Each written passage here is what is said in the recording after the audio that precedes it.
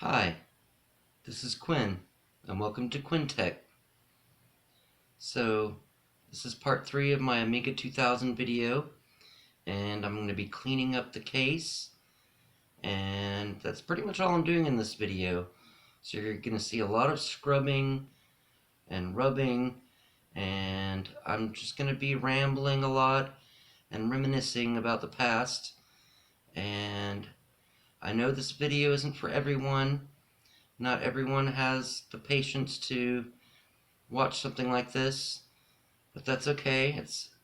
I know I have a niche audience, and I'm maybe geared towards like people I know that care about me and what's going on in my life. But hey, I'm just putting it out there. It's kind of like I've discovered this is kind of like a journal in a way.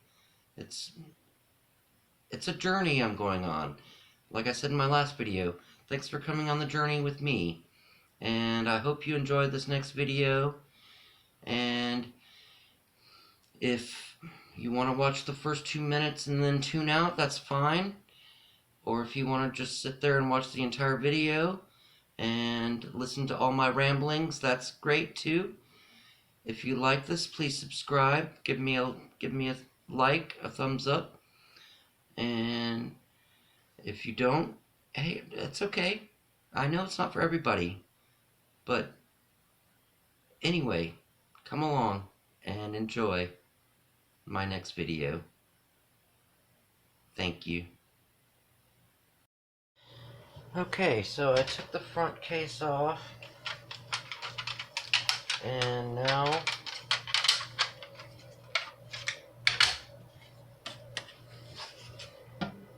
my Amiga 2000.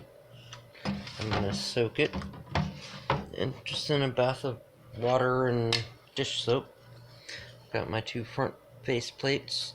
This one I had in a bag. Apparently it's quite dirty, and this was attached to this. I'm probably gonna have to reinstall this because, as you saw, the CD is not working properly.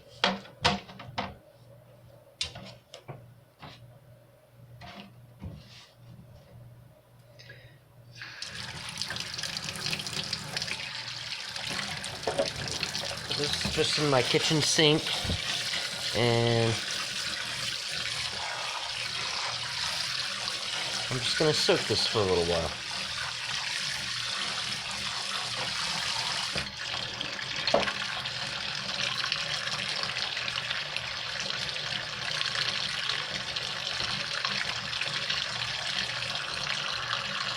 Okay, these have been soaking for about 10 or 15 minutes.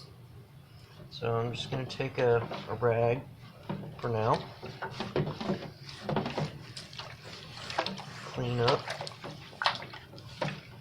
And take special care to go around these inlays, these corners. That thing really is dirty. I have not preserved this system that well. It's very well used though. I love this machine. I remember a friend of mine, the one that gave me the Amiga 500 that first got me into Amiga, he came to see my Amiga 2000 setup at one point.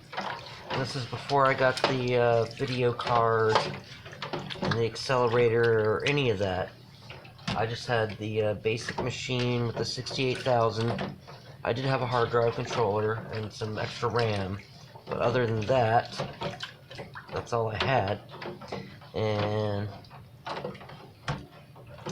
I had a web browser. I can't remember the name of it. I wish I could.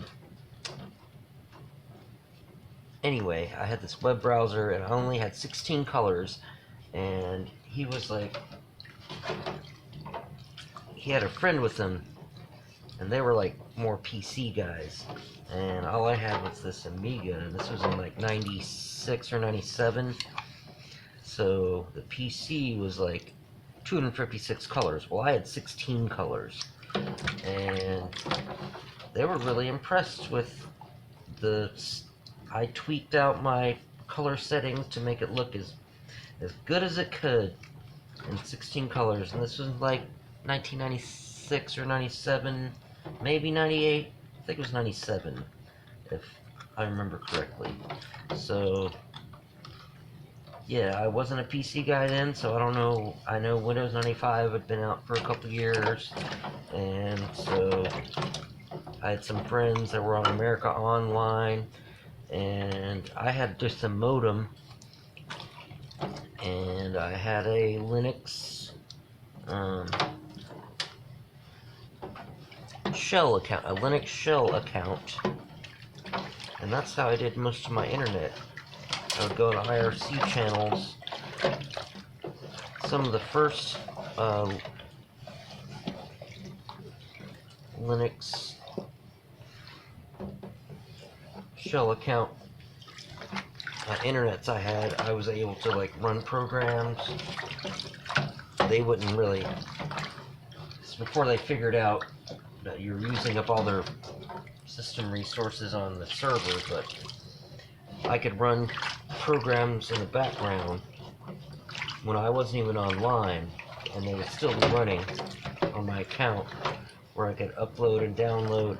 These are mostly like I was on IRC channels, where I would get all my Amiga software, and then I was the supplier for my local BBS, which is where I met my friend Adam, which we just recently made a sort of a challenge.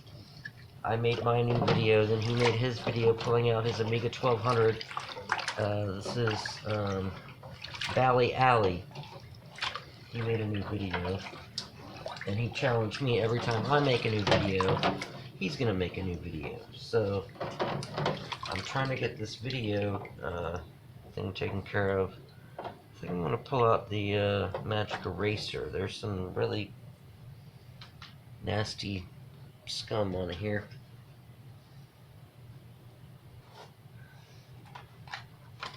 Got a brand new one right here.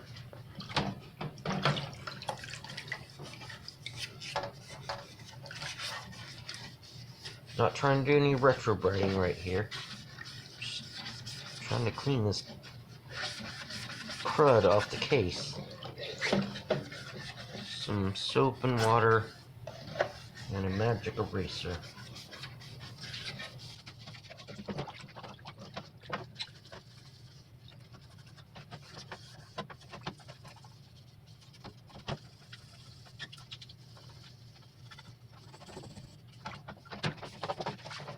This is kind of relaxing.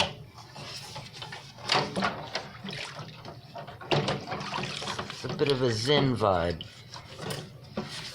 Scrubbing up all this stuff.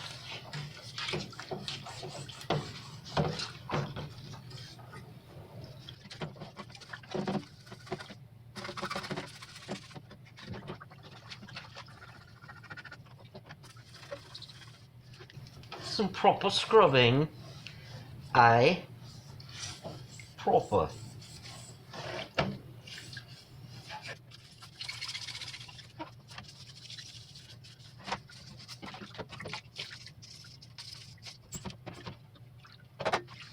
And I didn't show it on video, but I did take the LEDs out. They weren't glued in or anything, they just slot in to those two little holes there. So, and this is your power and hard drive light on the front of the Amiga 2000. I think quite a brilliant design. Just like a big box PC of the era, but it wasn't a PC, it was an Amiga. So it was way cooler in my eyes.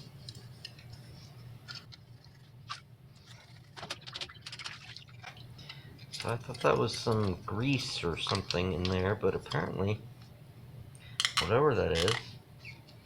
It's embedded in the plastic.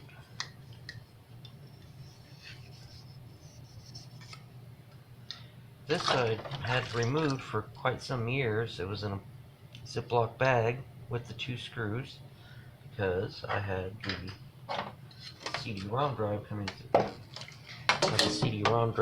through the hole. So this fits here to cover that. And this has been in it.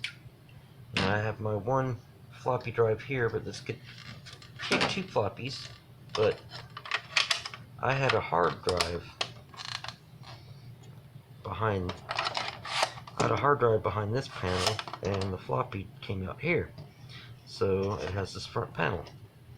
And they knew, or how it was designed, was you're always going to at least have 1 floppy, because there's only holes here to cover the second floppy port. So it would always at least be like that, with at least 1 floppy coming through there. So I'm going to rinse this and set it to dry.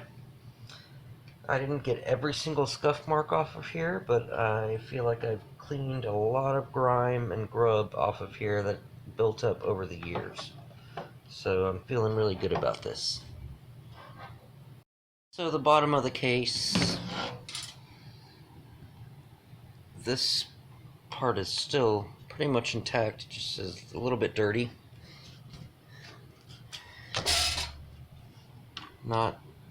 Didn't get bent. It was mostly the faceplate and the front part of the top cover. So this is the bottom cover. And so I don't really need to do some deep cleaning on this, but it can't hurt to scrub it up just a bit. And I have those cobwebs, or whatever that is, in that one portion. And years of built up dust and smoke, because I am a smoker, unfortunately. But hey, the truth is the truth. I'm just gonna rinse this case out just a little bit. I guess this bottom, I might take a little bit more time on this bottom with the magic eraser. Maybe a little bit on the back. It's not terrible. And I'll get this front part, because I think this is where the cobwebs were. Could have been back here. These little slot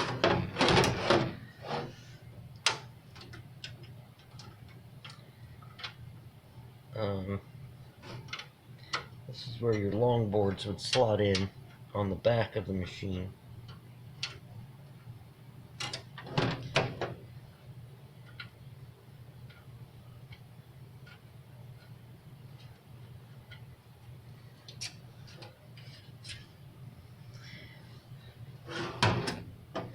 They're still on here. They are, I guess by design, just a little bit loose. They just push into those little holes in the front.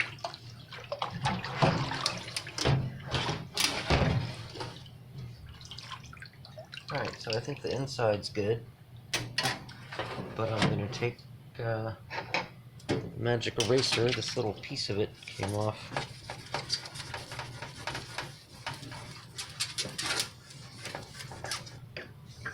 In my earlier scrubbing. So I'll just use this until it's no good anymore. These tend to deteriorate as you use them. It's kind of cool where the cards slot in. It's got this cutout here. I never really noticed that before. It's just a new discovery for myself.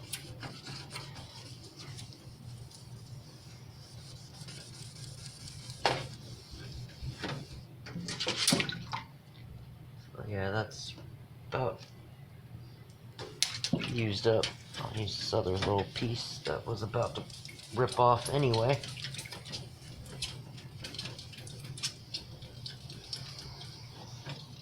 And this thing's gonna look, well, not as good as new, but way better than it did previously. Even on the bottom where you don't even see it.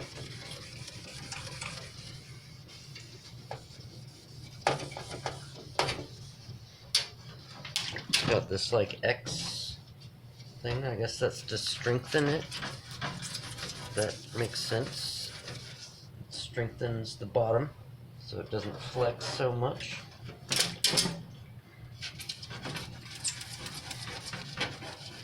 I guess there were some either cork or rubber feet, probably cork, I remember mostly cork, glued in these little round areas.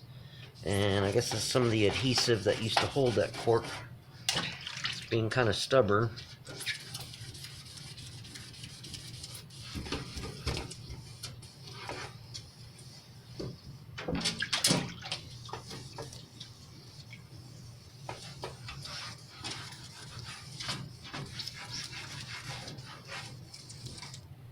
Oh, and there's this little line. Hey, this is actually working pretty good. That line is gone.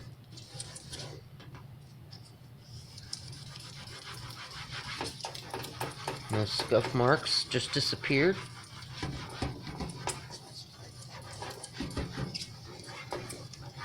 If they had had a magic eraser in the 1980s, hell, everything would have been so much cleaner and spotless.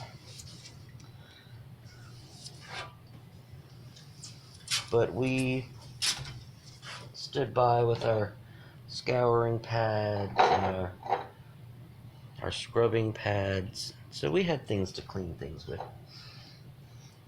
and we still do. Okay, so I think that piece of generic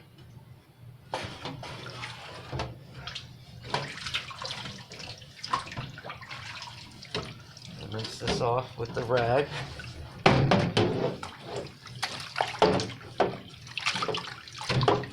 And even look at the back here. Yeah, this could use a little bit of scrubbing. This back part, it's got some just built up dirt and scum from over the years. I'm a little bit worried about these screws. They might start rusting. Maybe I should get some of that rust protectant, or I could spray some WD-40 on them after they dry. I guess that might help. Anyway, that's what I have available. So yeah.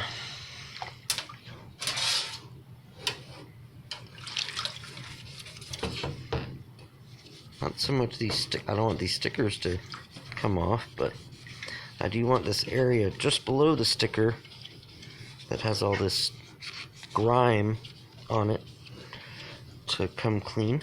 That'll be nice.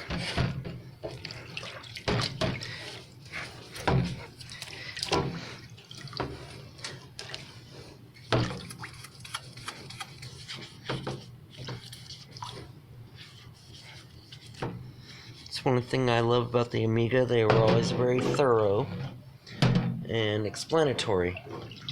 I mean, they labeled what every single port was. You got your video, parallel, disk drive, your mono video out, left and right audio, and your serial port. Oh, that's just a sticker. I'm glad it's still stuck on there. And I'm glad it's made out of plastic so this cleaning process doesn't rub it off.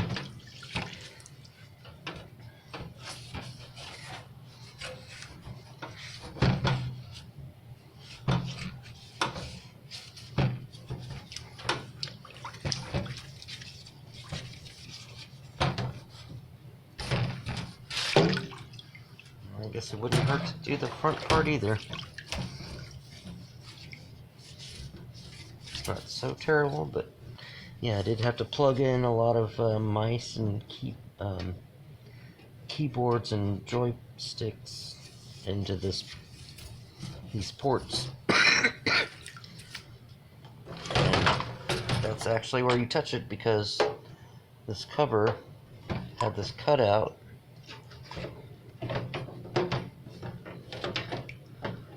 The cover has it's got this grill here, and then it becomes a cutout.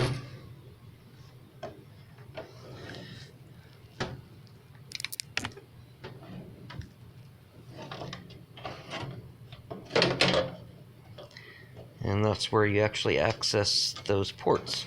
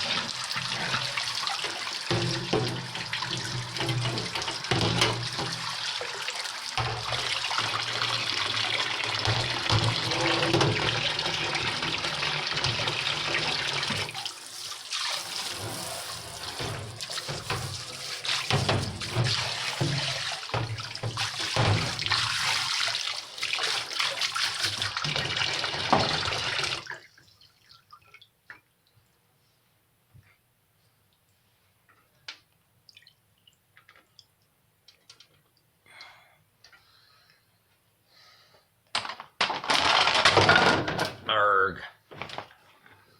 Didn't mean to do that. Rawr. Find a new place to dry. Must rinse again. Get all soapy water off.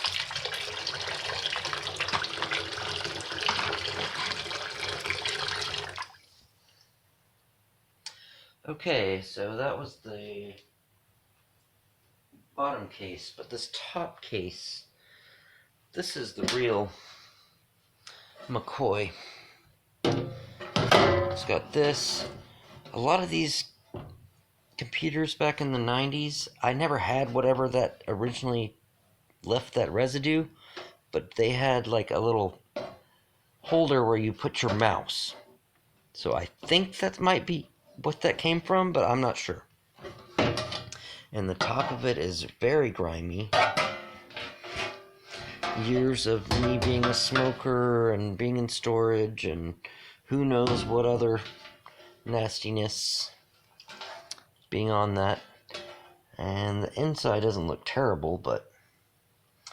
And it's got this sticker that my friend Adam, who I actually have a challenge with now,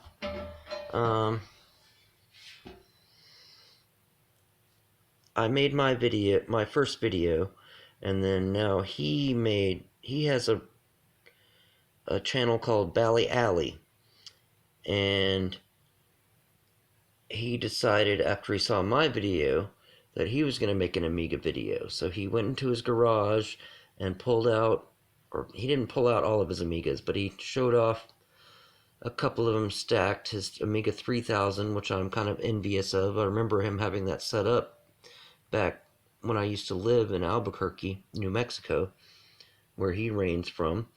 And he also had an Amiga 2000. I don't know what it has in it, but he just showed that he had one. And then he kind of showed off his Amiga 1200. And I never had an Amiga 1200, but he said that was his first Amiga. So my first Amiga was Amiga 500 that was donated to me by a friend that I talked about in my last video. But Adam remembers that machine. And it was kind of tricked out. It was hacked. It was very hacked. Early 90s hack job. Where it actually had 1 meg of chip RAM because it had the A501 with the real-time clock, and I remember I even bought a battery for that back then because it wouldn't hold the time. It hadn't leaked anywhere, but I had to like special order this battery and figure out how to desolder the shielding because it had this huge amount of solder around the little metal clip that held the shielding together. And the people I was staying with at the time, they didn't have a soldering iron, they had a soldering gun, which that's really the only time I've ever seen one. I'm sure they still exist, but this like made a lot of heat, so you had to touch it for like a second, and then you could bend that clip up and like pull that stuff apart. And so anyway, it had 1 meg of chip RAM, and it had this little kind of sidecar looking thing. It put on the side expansion, and it had its own power supply. It was, I think, 2 megs of RAM, and then it had the A540, I think it was called, the hard disk expansion plugged. It had a pass through that it plugged into that, and so that gave me another 4 megs of RAM. I think I had 8 megs of RAM. It might have been 2 and 2. I don't know. I remember opening up that other machine that had to have its own power, the other upgrade, and it had a lot of chips on that sucker. And I opened up the hard disk thing too, and it had a lot of chips on it. But it wasn't a whole lot of RAM. You just need a lot of teeny chips to make a few megs of RAM at the time. And yeah, that was the beginning of my Amiga experience. I was donated that machine by my friend, David, who's no longer with us, unfortunately. And he's also the one that was kind of excited about how I could look, the World Wide Web looked so good with 16 colors. So, yeah. So I'm going to let this soak for a little bit. Bottom part's been soaking for a while.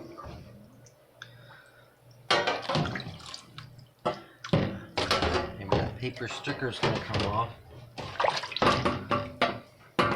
It may not. Hey, maybe not. There it goes.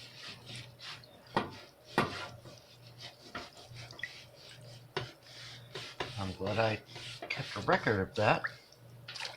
My friend Adam will appreciate seeing his own handwriting on that. I don't remember exactly how I ended up with this. I don't know if I gave him money or if he just donated it to me, because I was pretty poor when I lived there.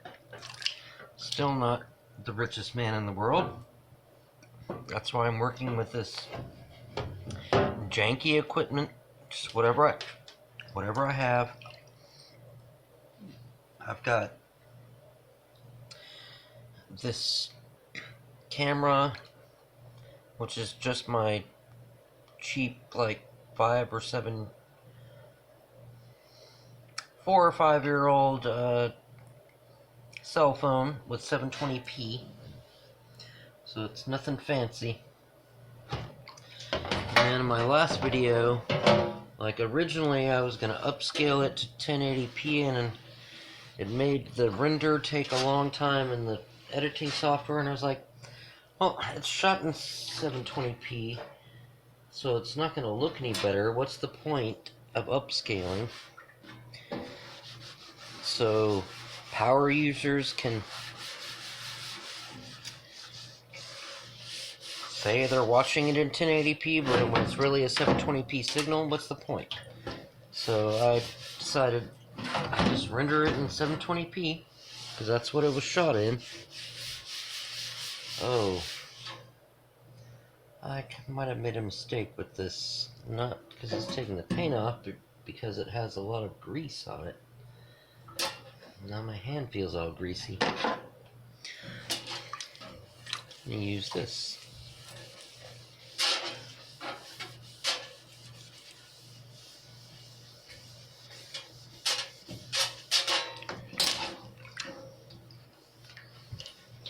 has sort of a line here. I don't know how that happened.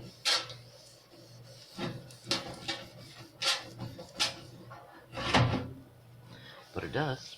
And this is just a painted steel case. I think they did a good job for the early 90s, or excuse me, the late 80s, early 90s.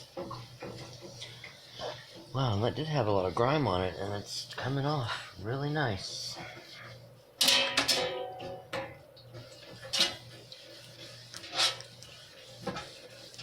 It's the perfect tool. And there's a lot of scuffs on here, apparently. But that would involve touch-up paint and a lot more work. I just want to get this sucker back up and running, if possible. I hope none of those capacitors are bad on that board, because I didn't notice any bulging, but I don't really know what a bulging capacitor really looks like, to be honest. I'm assuming it bulges out on each side. I'm gonna have to do a smoke test on this when the day comes, and hopefully I will pass. Cross fingers. I've been pretty lucky. The last time I hooked this up, about 15 years ago, it worked just fine. And I bet the battery hadn't even leaked by then. Maybe it just started leaking. I don't know, but it still works. So, there's that nastiness.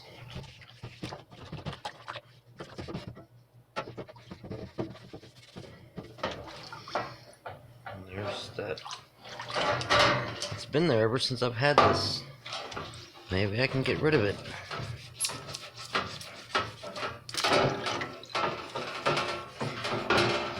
It never really mattered. But look, there it is, coming off.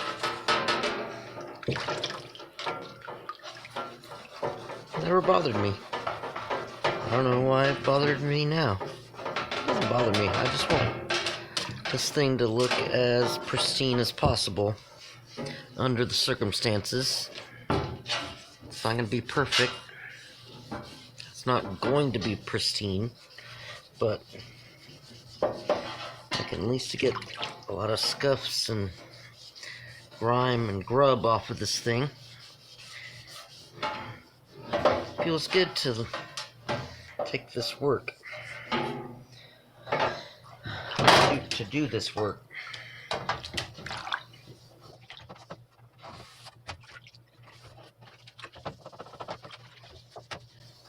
I might use some WD-40 on this afterwards and just maybe spray the whole thing and like wipe it and let the residue set on it, because I feel like it's gonna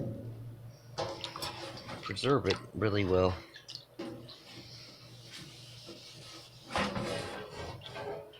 Did I even do this side? I think I did.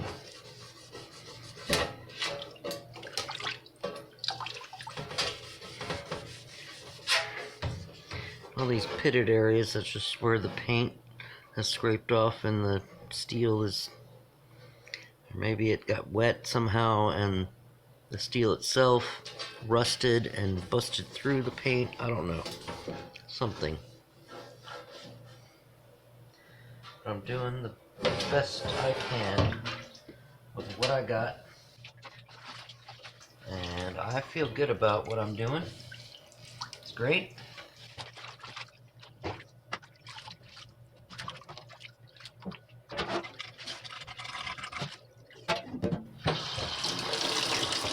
I got this little spray hose.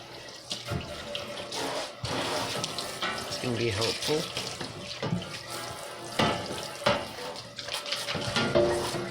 Get all the excess soap and water off. Well, not the water, but the soapy water.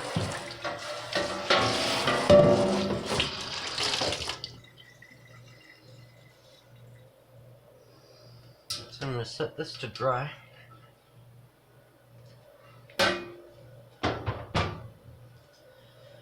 and I guess we'll move on to another video. Do some more cleaning or restoring or something. It's gonna be fun. Alright, well, thanks for joining me.